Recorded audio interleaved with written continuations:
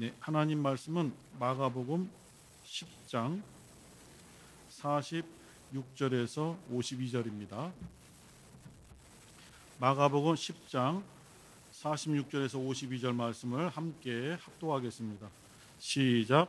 저희가 여리고에 이르렀더니 예수께서 제자들과 허다한 무리와 함께 여리고에서 나가실 때에 디메오의 아들인 소경 거지 바디메오가 길가에 앉았다가 나사렛 예수시란 말을 듣고 소리질러 가로되 다윗의 자손 예수여 나를 불쌍히 여기소서 하거늘 많은 사람이 꾸짖어 잠잠하라 하되 그가 더욱 심히 소리질러 가로되 다윗의 자손이여 나를 불쌍히 여기소서 하는지라.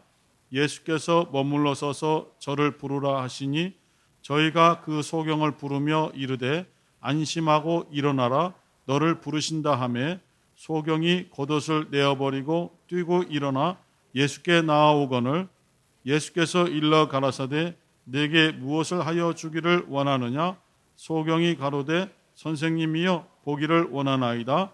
예수께서 이르시되 가라 내 믿음이 너를 구원하였느니라 하시니 저가 곧 보게 되어 예수를 길에서 쫓으니라. 아멘.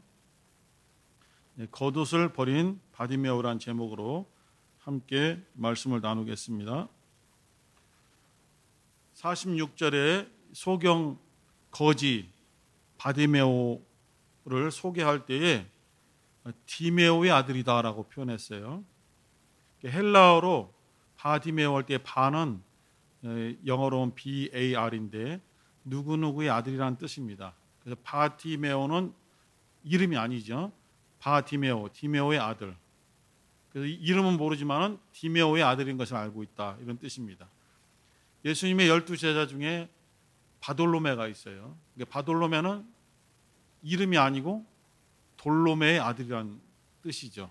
그럼 돌로메의 아들이 누구냐? 나다나엘입니다. 나다나엘이 본명이고 바돌로메는 돌로메 아들. 그게 나다나엘의 아버지가 돌로메죠. 이런 식으로 이제 바자를 많이 씁니다. 바예수, 사도 바울의 그 역사를 방해하던 무당 예수, 바예수, 예수 그것도 이제 예수의 아들이라는 뜻인데요. 이렇게 이러한 식으로 쓰여져 있는데 오늘 이 소경이 바디메오다라는 것과 그냥 소경이 아니라 거지다라고 표현했어요. 아무것도 자기 스스로 일을 해서 소득을 얻을 수 없는 상태에 있고 남에게 구걸을 해야만 살아갈 수 있는 그러한 신분이다. 이걸 표현하고 있습니다. 그리고 소경이기 때문에 육신의 장애를 가지고 있어서 다른 건강한 사람에 비해서 많은 어려움을 가지고 있다. 이것을 표현해 주고 있습니다. 바디메오의 그 소원이 무엇이겠습니까? 간단한 거죠. 보는 거 아니겠습니까? 그것은 평생에 그런 꿈을 가지고 있는 거죠.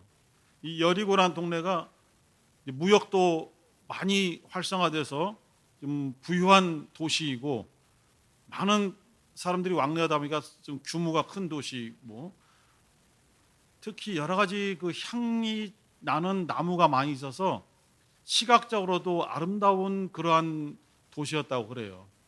그런 것을 바디메오는 그 소리를 들어서 듣고 누구를 통해서 듣고 해서 알고는 있지만은 눈으로 그 아름다운 여리고를 보지 못했기 때문에 거기에 대한 어떤 보고 싶은 것도 있을 거예요. 그런데 어느 날 47절에 보니까 나사렛 예수라는 사람이 지금 지나간다라는 것을 주위에서 듣게 되는 거죠. 나사렛 예수라는 사람이 지나간다. 그런데 이 많은 소식을 들었죠. 예수께서 곳곳에서 역사하시는 여러 가지 사건들을 소식을 들었을 겁니다. 그 중에서도 이 소경 바디메오에게 들려온 소식 중에 그에게 소망을 주는 것은 병든 자를 고치는 거예요. 의사가 할 수 없는 정말 의사가 치료할 수 없는 병을 가진 사람도 예수를 만나니 고침받았더라 라는 소식을 들으니까 혹시 창세 이후로 소경이 눈을 뜬 적은 없지만은 혹시 예수라는 사람을 만나면 나에게도 어떤 기회가 올까라는 생각을 가지게 되는 거죠. 그러던 차에 나사렛 예수를 만났으니까 기쁘고 반드시 만나야만 되는 것이죠.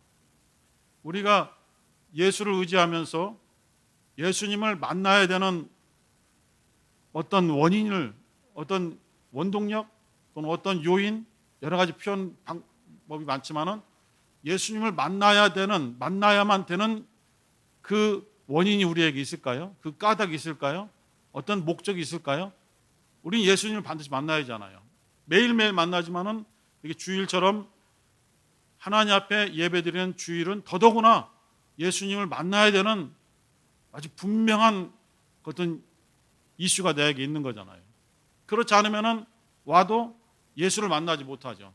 예배를 드려도 예수를 만나는 체험 있는 예배를 드릴 수가 없죠. 예수를 만나야 되는 것이 있는 거예요.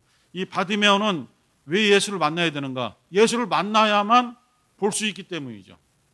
그렇기 때문에 간절히 기다리지만은 좀처럼 자기에게 그런 기회가 주어지지 않죠. 눈이 보이지 않기 때문에 자기가 지금 머물고 있는 자리에서 벗어나기가 쉽지 않은 거예요. 그런 환경을 가지고 있죠. 육체적인 제한을 가지고 있습니다. 환경적인 제한을 가지고 있습니다. 그런데 어느 날 자기 바운더리, 자기 환경 안으로 예수님께서 들어오신 거예요.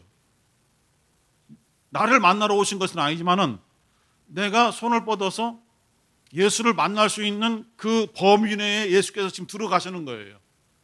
지나가시는데 이 조그만 정말 어떤 시간, 아주 지극히 작은 이 시간 내에 예수를 만나지 못하면 평생 만나지 못할 수가 있어요. 여기서 잠깐 누가복음 19장 잠깐 보시겠습니다. 갑자기 생각이 나서 누가복음 19장 1절만 한번 읽어보겠습니다. 이따 본문으로 또 올 테니까 성경 이렇게 접어놨다가 다시 와요. 누가복음 19장 1절 짧죠? 누가복음 19장 1절 시작. 예수께서 여리고로 들어 지나가시더라. 저는 이 구절에 대해서 상당히 좀 깊은 관심을 가지고 있었는데요. 전사 때부터도. 여기서는 지금 19장에서는 이제 삭개를 만나는 거잖아요. 근데 이 바디메오도 여리고라는 이 도시에 살고 있잖아요.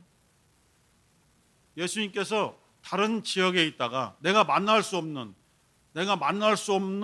바깥에서 활동하시다가 내가 살고 있고 내가 만날 수 있는 어떤 조건 안에 지금 들어와 지나가고 계시는 거예요.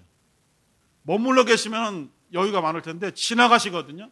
그래서 지나가시는 예수를 내가 지금 만나지 못하면 나에게는 어떠한 변화도 일어나지 않고 볼 수도 없게 되고 삭개오는 어떠한 구원을 얻을 수 없게 되고 정말 막막한 삶을 살아갈 수밖에 없는 그런 처지에 다시 놓이게 되죠. 이 바디메오에게도 예수께서 드디어 바디메오의 환경 어떤 범위 안으로 들어오셔서 지나가시는 중인데 그것을 누가 가르쳐 줬단 말입니다. 지금 나사렛 예수께서 지나가고 계시다라고 누가 가르쳐 줬어요.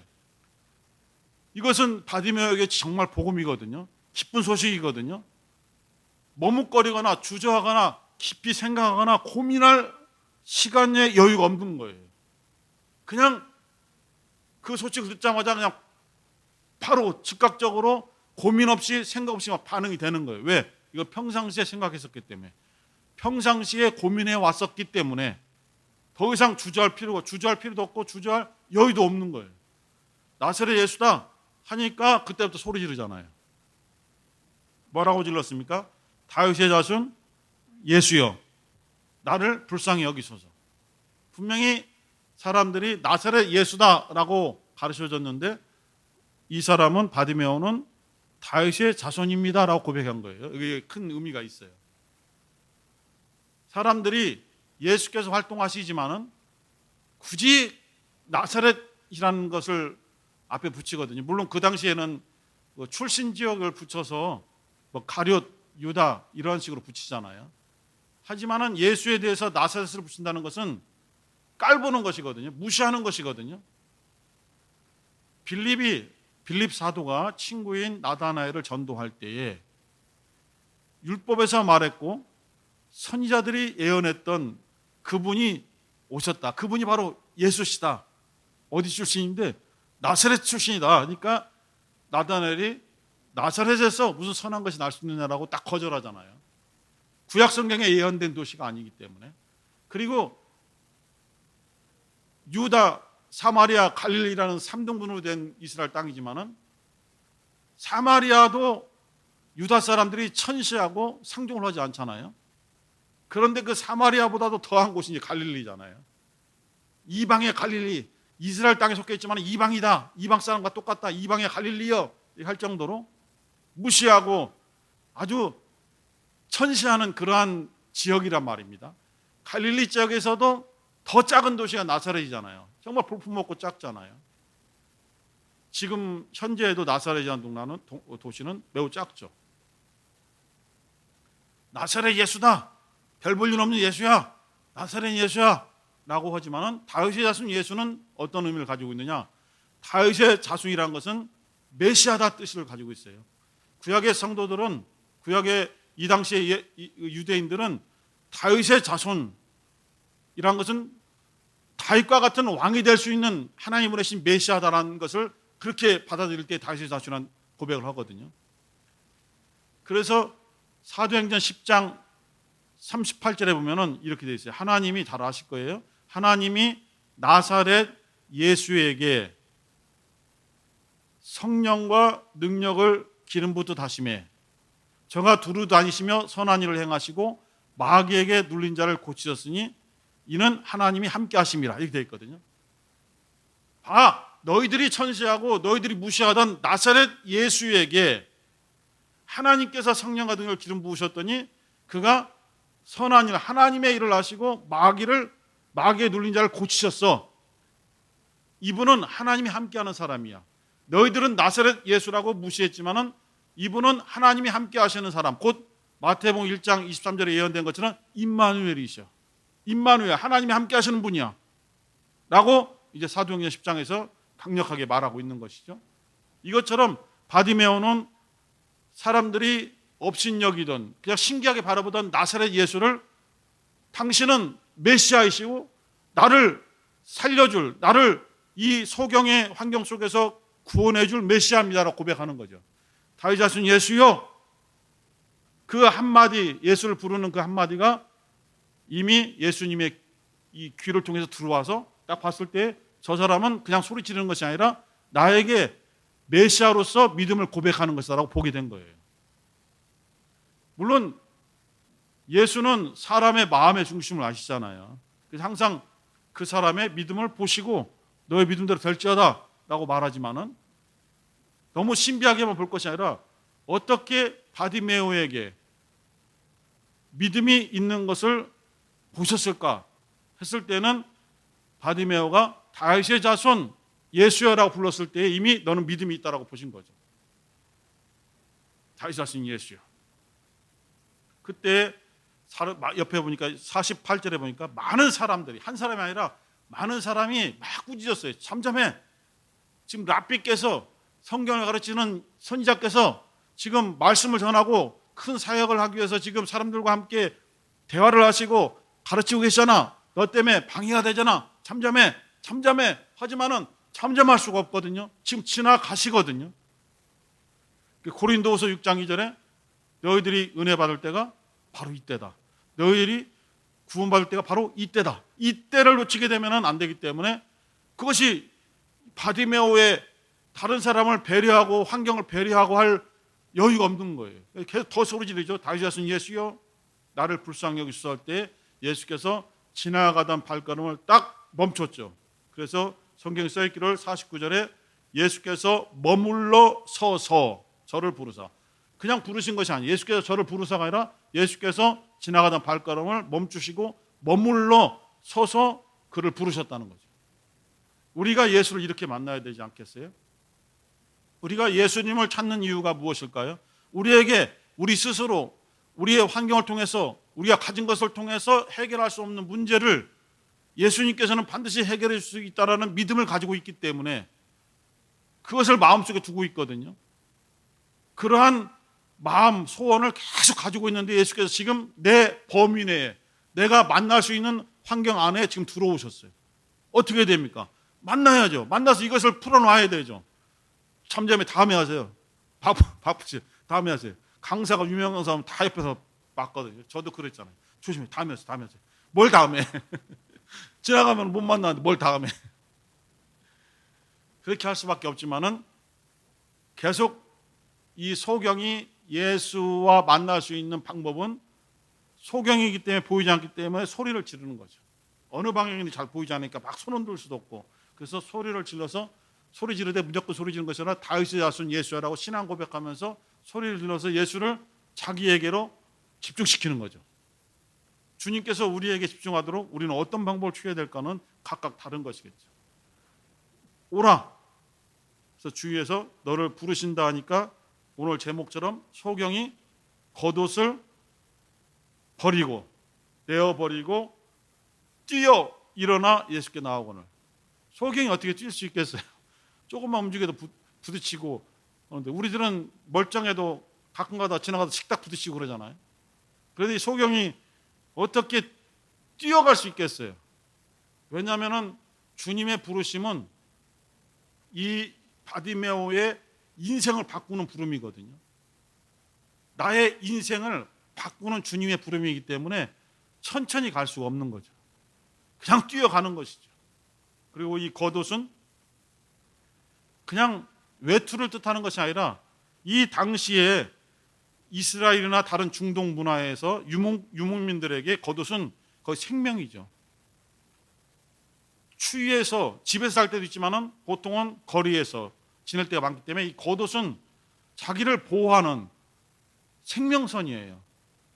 그리고 이 소경 바디메오에게 이 본문을 통해서 알 수 있는 것은 두 가지만 가지고 있어요. 아무것도 가진 것이 없는데 딱 두 가지 갖고 있어요. 하나는 겉옷이에요.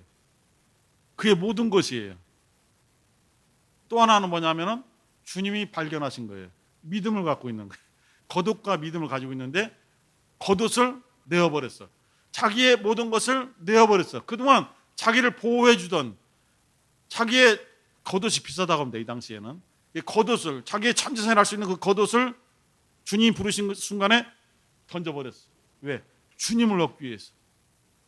예수께서 초창기 갈릴리 바다 근처를 다니시면서 제자 부르시잖아요. 베드로 안드레에게 나를 따라오너라.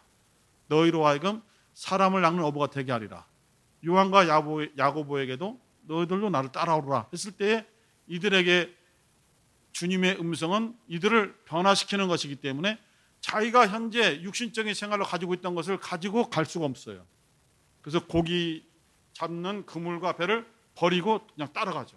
심지어 요한과 야고보는 뒤에서 아버지가 일을 하는데도 아버지를 버리고 떠나가죠. 우리의 생각으로는 여러 가지 고려할 때 잘못된 것처럼 보여요. 잘못된 행동이지. 천천히 정리하고 따라가도 되는데. 하지만은 주님이 보실 때는 결단으로 보시는 거죠.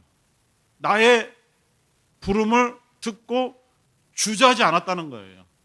여러 가지 인간적인 상황을 고민하지 않고 배려하지 않고 주님의 음성만을 듣고 그냥 결단하고 나갔다는 것이죠. 베드로가 항상 성급해서 많이 혼나기도 하지만은 그가 장점이 뭐냐면은 결단을 무지하게 빨리 한다는 거예요. 바다 위에 오시는 주님을 보고도 나를 오라 했어. 오라 하니까 그냥 배에서 바다로 내려오잖아요. 그냥 내려오잖아요. 때로는 그러한 어떤 순간적인 주님의 부르심이 확실하다고 체험해 올 때는 머뭇거리지 않고 내가 지금 나의 환경을 정리하고 따라가야 되는데 지금 복잡하게 지금 진행 중인 것이 있는데 이것을 매듭을 짓고 따라가야 되는데라고 우리는 생각할 수밖에 없죠. 당연한 거죠. 우리의 삶은 그러니까. 그런데 주님의 부르심이 단순한 부름이 아니라 나 자신의 인생을 부르는 것이라면은 주저할 수가 없는 것이죠. 그래서 마태복음 16장 24절에도 누구든지 나를 따라오려거든 자기를 부인하고 각각 자기 십자가를 지고 나를 좇을 것이니라. 자기를 부인한다는 것, 자기를 포기하는 것이죠. 자기의 것을 포기해야만 주님을 만날 수 있다는 것이죠. 이러한 메시지를 오늘 주시는 거예요. 주님께서 물으십니다. 네가 무엇을 원하느냐? 그때 이제 고민하는 거죠. 야, 무엇을 원해야 내가 평생 먹고 살 수 있을까 두드릴 수가 있죠. 그러나 바디메오는 그렇게 하지 않았잖아요. 왜냐하면 그가 어려서부터 가지고 있는 소원 하나는 단 하나거든요. 보기를 원하는 것이기 때문에. 보기를 원합니다. 보기를 원합니다라고 고백하는 것이죠. 그런데 어떤 사람들은 보아도, 보게 되었을 때에도 보아서는 안 되는 것을 보고, 보지 말아야 될 것은 보고, 가서는 안 될 곳을 가고, 가야 되는 곳은 가지 않고 하는 사람들이 너무 많다 이거예요, 세상에. 주님이 보게 해 주셨다면 어떻게 돼요? 그 보는 것을 통해서 주님의 일을 해야 되겠죠. 그래서 마지막 52절에 보니까 예수께서 이르시되 가라 너의 믿음이 너를 구원하였느니라 하시니 저가 곧 보게 되었다라고 끝나면 되는데 그게 아니고 저가 곧 보게 되어 예수를 길에서 쫓으니라. 예수를 길에서 따라다녔다. 예수님을 따라다녔다는 거예요. 그 다음에 행적은 나타나 있지 않지만은 어떠한 모습으로 어떠한 형태로라든 예수님의 사역을 돕는 일에 동참했다라고 보여지는 거죠. 예수님이 사역할 때 12제자도 있고 70인의 제자들도 있습니다. 많은 여인들이 있죠. 그 외에도 이름이 없는 사람들이 많이 그 선교단을 봉사하면서 곳곳을 따라다니는 거죠. 자기의 생업을 포기하고 때로는 헤롯궁에 있던 수산나 요한나라는 그런 어떤 궁녀라고 볼 수 있지만 상당한 재물이 있는 사람들은 그 재물을 통해서 또 자기들의 권위를 어떤 권력을 통해서 예수의 사역을 돕는 일에 힘을 쓰게 되고 니고데모는 바리새인이고 아리마대 요셉은 사두개인이죠. 그 사람들이 예수를 믿는 사람들이지만 잘 드러내지 않았지만 곳곳에서 숨어서 계속 돕는 거죠. 니고데모는 산헤드린 공회에서 예수를 비판한 사람들을 막아서면서 하는 일을 많이 노력을 하고 결국 예수께서 죽으셨을 때에 빌라도를 찾아가 예수를 내놓으시오 한 사람은 아리마대 요셉밖에 없잖아요. 다 무서워 숨었을 때에 예수님의 시신에 귀한 향품을 많이 준비하고 주님의 시신에 그 향품을 넣어드리고 발라드림으로써 정말 좋은 냄새가 나게 하려고 했던 사람 니고데모 두 사람이 우리가 바로 예수의 제자들이라고 하면서 나중에 고백하잖아요. 다 피해 도망갔을 때 마가도 도망가고 베드로는 예수를 부인하고 제자들 다 도망갔을 때 두 사람이 나타나 우리가 예수의 제자요 시신을 내어주시오 하니까 유대사에서 가장 높은 산헤드린 공회의 두 사람이 내놓으라니까 빌라도 상당히 압력을 받게 돼서 예수의 시신을 내어주게 되고 그 다음에 부활 사건으로 이어지는 거 아니겠습니까? 이와 같이 우리도 이제 정리하자면은 예수를 만나야만 되는 이유가 우리에게 있는가? 매일매일 좀 줄이면은 주일 예배에 올 때에 이번 주일 오늘 같은 주일에 예수를 만나야만 되는 이유가 나에게 있는가를 생각하셔야 되죠. 그것이 없다면 곤란하잖아요. 힘들잖아요. 예배 드리는 게 힘들잖아요. 그리고 예수를 만나야 되는데 예수께서 마침내 내 범위 내에 내 바운더리 안에 들어오셨을 때에 나는 어떻게 할 것인가? 즉각적으로 움직이는 것이죠. 왜? 평상시에 주님께 바라고 싶은 것이 있었기 때문에 즉각적으로 움직이게 되는 거죠. 주님께서 무엇을 원하느냐 물어봤을 때에 조금 더 주시면 안 되겠어요? 조금만 더 이것도 필요하겠는데 텔레비도 필요하고 냉장고도 필요하고 좀 넣어주시면 안 되겠어요? 다 요즘은 옵션인데 이렇게 해서는 안 되죠. 필요한 거 하나만 딱 하고 주님께서 그것에 너에게 있기를 원한다 했을 때에 그것을 가지고 예수를 좇을 수 있는 이러한 고백이 우리에게 필요하다고 생각합니다. 이상 기도하실 때에 주님 나에게 항상 주님을 만날 수 있는 이유가 솟아나게 도와주시고 주님을 만났을 때에 주저하지 않고 결단을 내리게 도와주시며 주님께서 너에게 필요한 것이 무엇이냐 물으셨을 때에 우리가 명확하게 대답할 수 있는 그러한 믿음도 주시고 끝까지 주님을 따르며 주님의 일을 할 수 있는 주님의 제자들이 되게 도와주옵소서. 주여 한번 부르시고 기도하겠습니다. 주여.